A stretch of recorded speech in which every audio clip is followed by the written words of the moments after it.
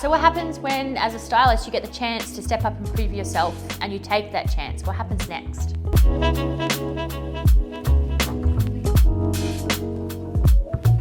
Today we're going to go through what happens after a graduation project. We actually have the ability to highlight two recent graduation projects, that being Renae's and Zsofia's, that we'll highlight throughout the episode. We wanted to delve into what happens after the project is finished. Now, we've spoken about the culmination and the whole preface of a graduation project before, and why we do it, how it happens, what it means to have a graduation job. All of that has been discussed before in many other episodes.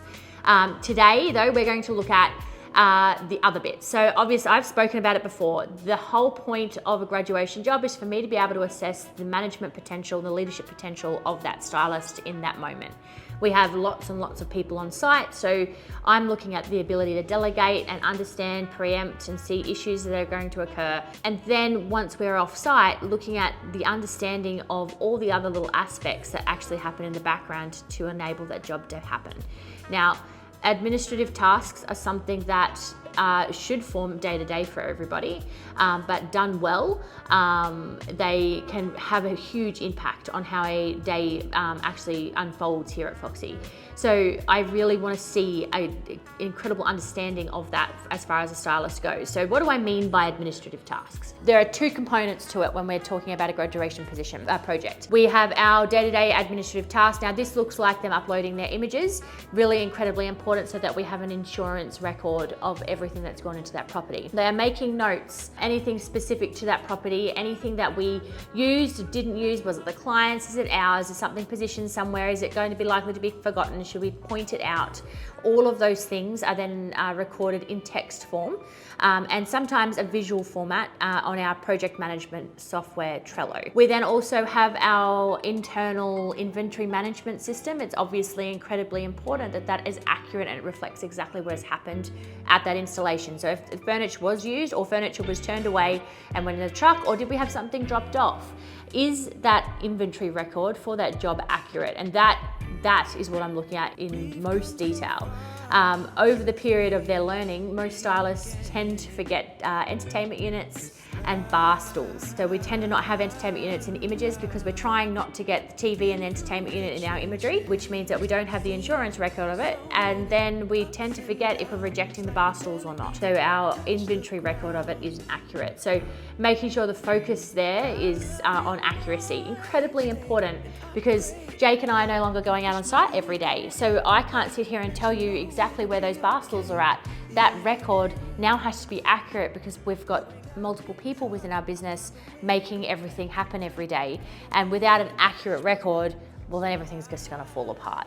We then have our graduation debrief. Now, the very last page in their graduation booklet that everybody works through, the modules, is their graduation self-reflection. As per the entire way through their graduate program, we look at a couple of significant questions. I truly believe in the power of self-reflection and the ability to self-critique. So we work on that throughout the entire period while someone is learning, and then obviously it culminates during their graduation program. So I asked them, how did they feel like everything went today? If they did it again, would they do anything differently? Who went above and beyond to help them today? And is there anything of significant note that they would like to let me know? So we're going through and we're looking to see things that were forgotten, which there should be 0 by the time we're doing a graduation project. People who went above and beyond. This is incredibly important for me to see answered. I want to see not just, oh, the person who I'm really close with made a really, really great bed for me today. If somebody has helped you by trying to save the day, made you think about things that you wouldn't have thought of before, they've done the mental checklist and recognise that, hey, you don't have the lance, or actually our emergency bag in the truck, it's not actually in the truck, let's throw it in the truck. Or send me through your artwork plan so I can take it off your hands, so that's one less thing you need to think about today. Or somebody said good luck to me, and the team camaraderie component, and that stuck out to me as someone I want to recommend. They're the things that I'm looking at. Then what could I do better? I I would be hard pressed to find a situation where I would hope that a stylist would say there was nothing I could do better.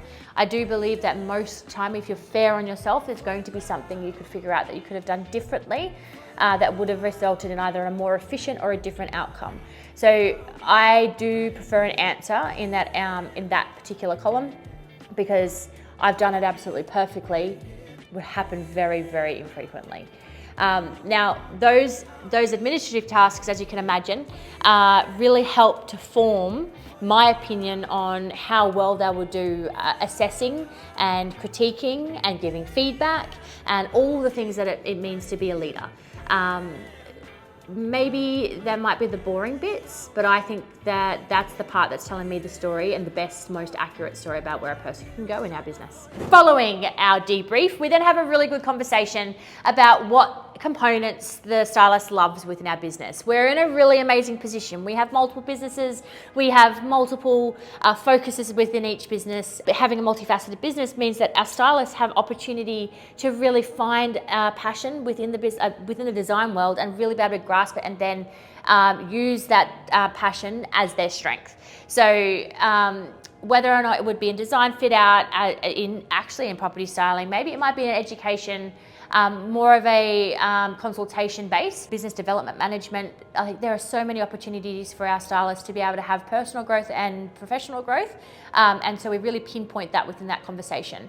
We will then spend the next year really getting the practice still in. The practice shifts though. It's not from practicing how to style a property, it's practicing how to lead and to teach people. So once you can shift from doing the doing to showing someone else how to do the doing, that knowledge is 100% ingrained in you, and you well and truly understand your trade. So that's when we're able to then bring in a portfolio. So that portfolio will really concentrate on the desire and the passion of the area in design that the stylist would like to pursue, and then we do everything we can to make them the very best version of person within that role that is a specialist in that passion that they have. How long after the grad job does the admin happen, and when does the meeting with you happen? Is there any reason for breaks in between? Yeah, so the administrative task needs to happen within a day of the installation happening. That's the rule for admin the whole time. If the stock isn't accurately reflected on an inventory system, it means it's available to somebody else to select later, and that's obviously just going to have a domino effect on accuracy, so it has to be done within the same day. The conversation with me happens generally within a week to give a fair amount of time for somebody to be able to sit and have a proper reflection. The only other reasons that we would stretch that out, Ellie did hers and then went on a week of leave, so we did it a week after that. So that would be generally the reason. It can't happen within a week, otherwise you haven't had the opportunity to do a proper self-reflection. What new responsibilities does a graduated stylist adopt? Well, they now are showing our new recruits how to do some styling. I really encourage them to start teaching. They're not responsible for giving feedback. They're not responsible for someone's pathway through the design, through their training manual, but they can definitely part with knowledge and show them all the tricks of the trade that they've learned. And the more that they can do that, the more they learn the different ways that they can actually pass on that knowledge, the better that they'll be at their jobs. The graduation project, it really is, I think, one of the most exciting parts of our training stylists training manual that they do throughout the entire time that they've been with us. It isn't just exciting for the stylist, it's extremely exciting. Like, the team love it. Having everybody on site is one of the, I reckon, team camaraderie, one of those moments that everybody looks forward to. And whilst it's a stressful day for that one stylist, everybody is on board with setting them up for success. And then to see them have the growth afterwards and then the growth alongside our business, that's something that's always phenomenal to see. So that structure took us quite some time to get into place. We're 9 years in, and I can tell you what it is now. I can 100%, 3 or 4 years in, we didn't have that. So it's taken time to get established, but now that we have it there, it's something we'll continue to tweak, but I'd love to know your thoughts if you do something differently. And if you'd like to see more of this type of content, don't forget to like and subscribe.